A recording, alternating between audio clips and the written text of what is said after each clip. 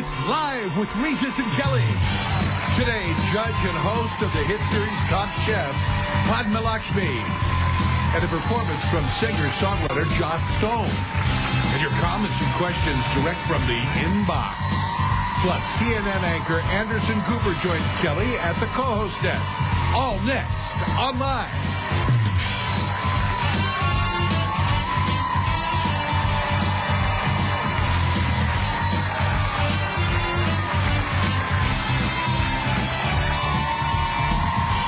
Now, here are Kelly, Ripa, and Anderson Cooper.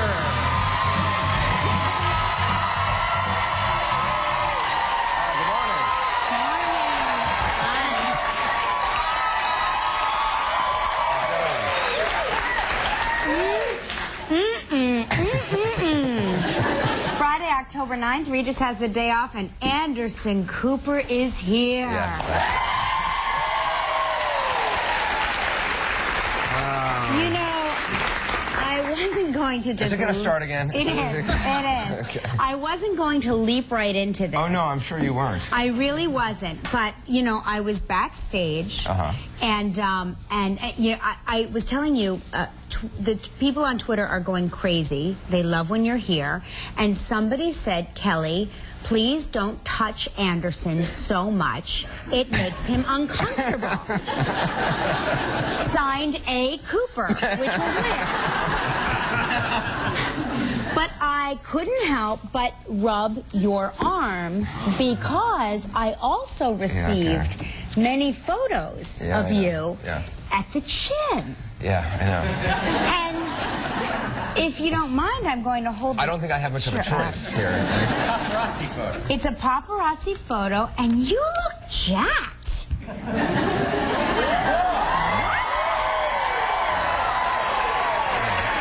very proud of that.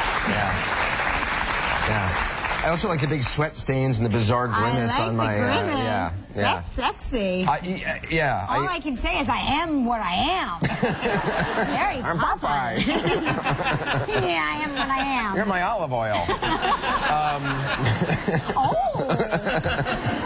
Yeah, it's incredibly embarrassing. I was at the gym, and it's a new gym that I joined, and they have window. No, not a nude gym. Oh. A new gym. I was like, a nude gym? Yeah, so they have windows, and so I did a machine, and lo and behold, I guess somebody was on the street waiting to take a picture. Well, that was me. Was that you?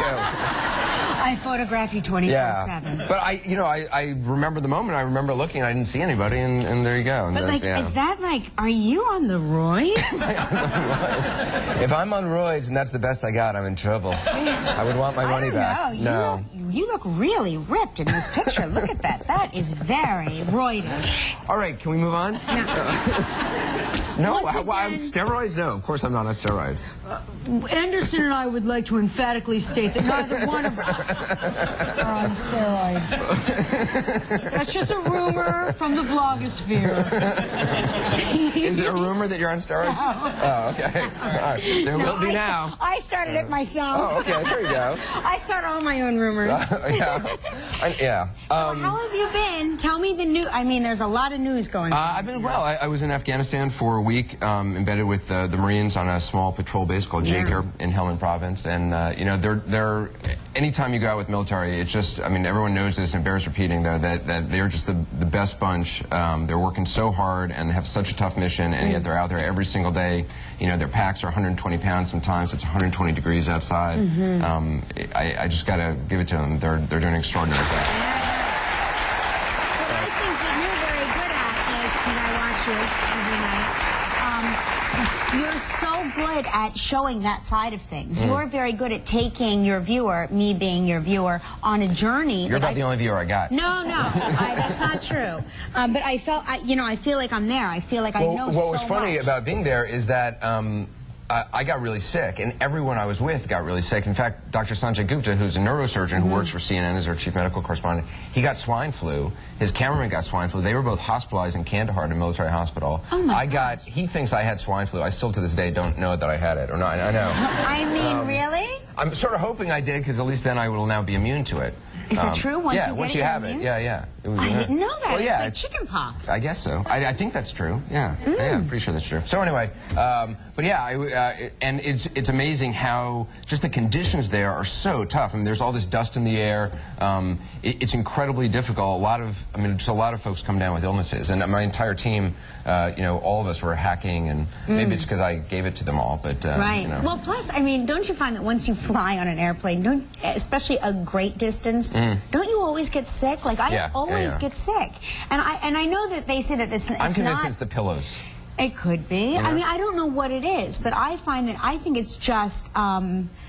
I don't know. I think your resistance is down. You don't sleep well. No, you I don't think it's rest those little well. pillows, because I always like to have the illusion that they somehow wash those pillows between flights, but they don't, because they're like this material I've never seen before. It's some sort of, I don't know, it's not an actual material, and then you put your face on it and drool. Because when you sleep on a plane, it's always that sleep where you're like your head nods back, and then you're like, ugh. Right. And you wake up and you're like, drool. Who saw that? Who saw that? Right.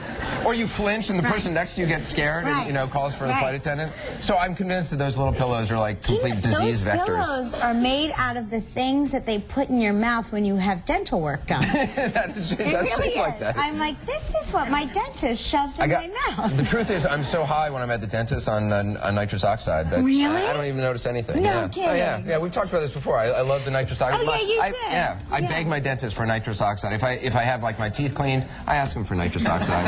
At this point, they completely see through me. Yeah, no, it's true. Are you do you think that you're, well, I know you're sensitive because you don't like heat in your mouth, right? Like you don't drink hot coffee. I don't drink hot things. That's not, I mean, I eat hot food and stuff. I just don't like, for some reason, hot beverages. I know, it's a strange little, don't laugh. This is, I'm just as God made me.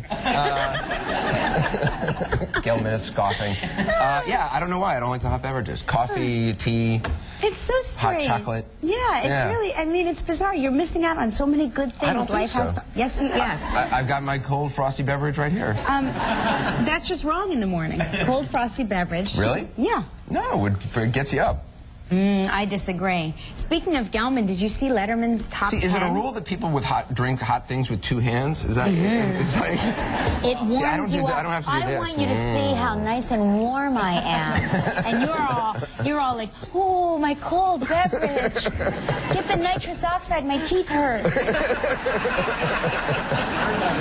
Have you ever had the nitrous oxide at the dentist? I have. When they pulled out my wisdom teeth when I was like a teenager, 16 years old or something.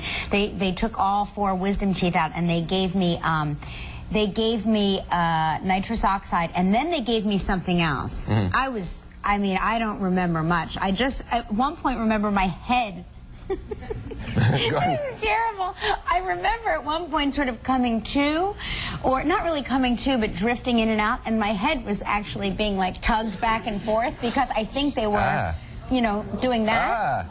That's not maybe good. I was dreaming that. Well, I've got this dentist, Dr. Zabatur, and they give you an iPod, and you listen to music, and really? Yeah, but now they're totally on to me because I said this once before, but I'll just repeat it, which is that the nurse, their nurses who are very good, will put the thing on you, and then they'll wait, and they'll be like, do you feel it now? And of course, at that point, I'm so high already, I'm like, I hear her saying like,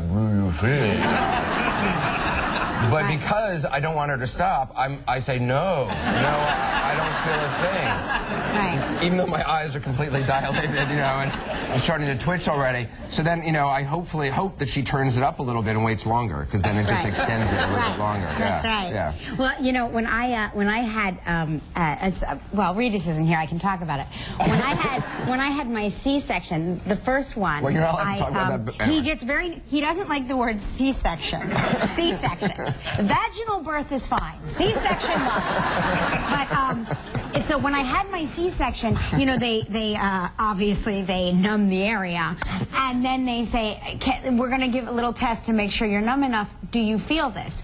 And I was so convinced that I wasn't numb enough that I was going, yes, I can still feel that. I need more. I need more. I need more than the average person. I'm bigger than I look. Give me more. And they're going, do you feel that? Do you feel that? And I keep saying yes, yes, yes. And Mark was sitting there going, Kelly, it was so embarrassing because the doctors were across the room going, what about now? Do you feel that? Yes! I still feel it. Like, and how about now? Yes, yes. He's like, no.